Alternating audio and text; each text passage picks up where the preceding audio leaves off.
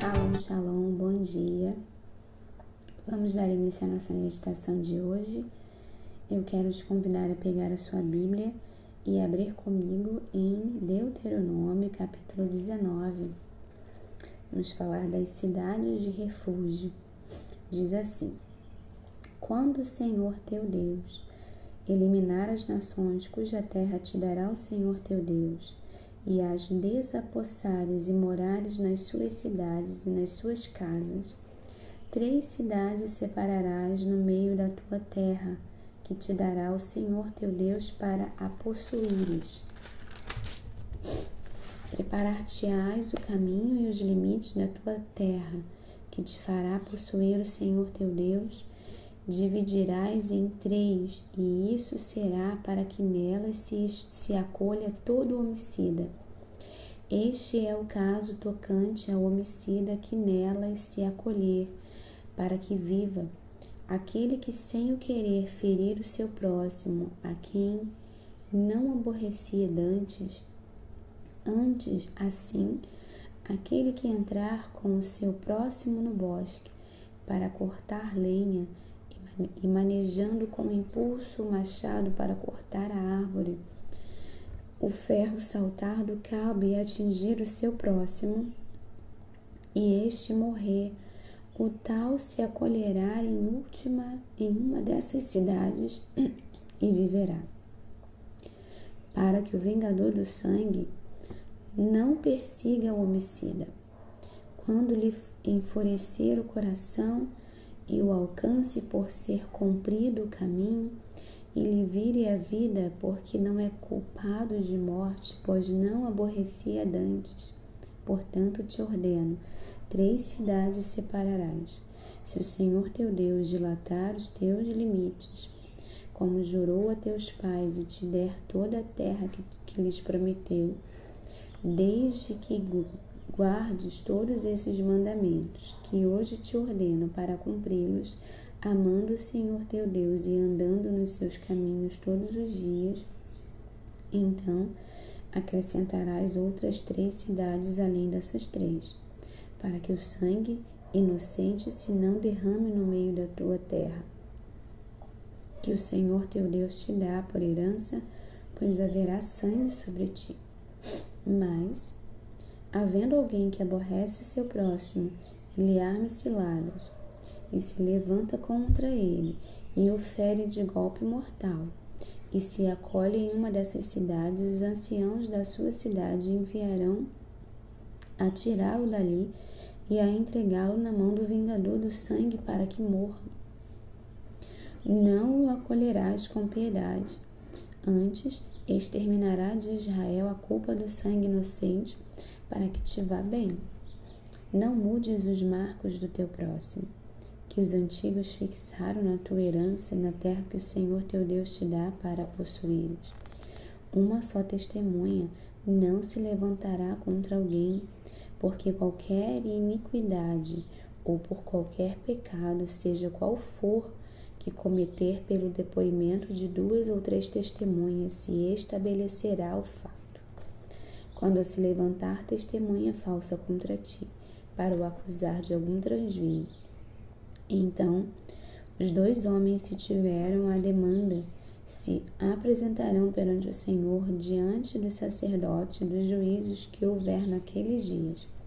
Os juízes indagarão bem, e se a testemunha for falsa e tiver testemunho falsamente contra seu irmão, far-lhe-eis como cuidou fazer a seu irmão, e assim exterminarás o mal do meio de ti, para que os que ficarem o ouçam e temam, e nunca mais tornem a fazer semelhante mal no meio de ti. Não olharás com piedade, vida por vida, olho por olho, dente por dente, mão por mão, pé por pé.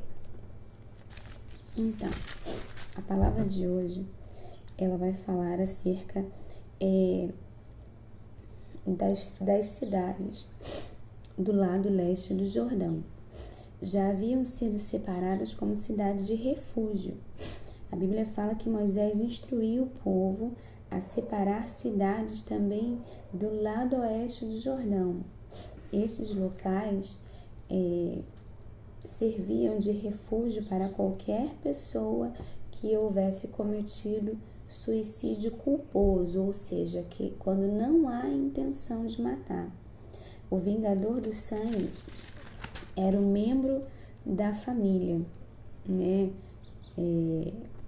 do sexo masculino, ou seja, um homem mais próximo do falecido. Uma de suas responsabilidades, que está em Números 35, era vingar a morte de seu parente, ou seja, Deus instruiu a Moisés que eles estivessem ali 3 cidades do lado oeste do Jordão, para que fosse uma cidade de refúgio, e depois mais 3 cidades do lado leste e do lado oeste do Jordão, ou seja, totalizando 6 cidades como cidades de refúgio. E aí a gente lê aqui aqui no versículo 21, que naquela época era olho por olho, dente por dente. Diz que era a lei da retribuição, que não correspondia a uma permissão para executar vingança. Antes, ela era usada para impor limites ao castigo a fim de evitar tanto a leniência quanto a excessividade e garantir que se faria justiça. Ou seja, era o tipo de lei que impedia que aqueles tipos de acontecimento, aqueles tipos de situações se tornassem corriqueira, porque aí, se um praticasse e fosse punido, as demais pessoas da região ficariam com medo de fazê-lo. Então, hoje nós estamos no tempo da graça. E aí muitas pessoas começam a praticar delitos porque sabem que a justiça do nosso país é lenta, que não vai ter aquela punição ali na hora. Ainda existem lugares em que as pessoas fazem justiça com as próprias mãos, mas a lei condena isso, né? Porque hoje existe já as sanções, as leis que vão julgar aquela causa. Então, que eu e você possamos meditar que, apesar de estarmos no tempo da graça, no tempo que nos concede o Senhor Deus, devemos evitar cometer delitos, cometer situações em que depois vamos precisar nos arrepender. Que possamos clamar ao Senhor diariamente e nos arrependermos dos nossos maus caminhos, dos nossos pensamentos errados. Existe aí um caso polêmico que está acontecendo agora na sociedade, que foi um homem que, enquanto ele não conhecia Jesus, ele cometeu um homicídio. Ele pagou pela lei, né, por cometer esse homicídio, ficou lá preso durante anos, e depois ele se converteu a Jesus e ele começou a estudar, começou a se dedicar à Bíblia, fez seminário, e por esses dias agora ele foi consagrado a pastor numa igreja muito conhecida, muito famosa no Brasil, e ele está sendo condenado agora pela justiça humana, né? As pessoas estão julgando, a mídia está julgando ele porque ele cometeu aquele pecado. Ele tem que ser, aquele homicídio, ele tem que ser punido eternamente. Não é mais assim, porque ele já se arrependeu, ele já cumpriu diante da lei dos homens e de Deus o tempo estabelecido pela lei para cumprir aquele homicídio, né? A penalidade sobre aquele homicídio.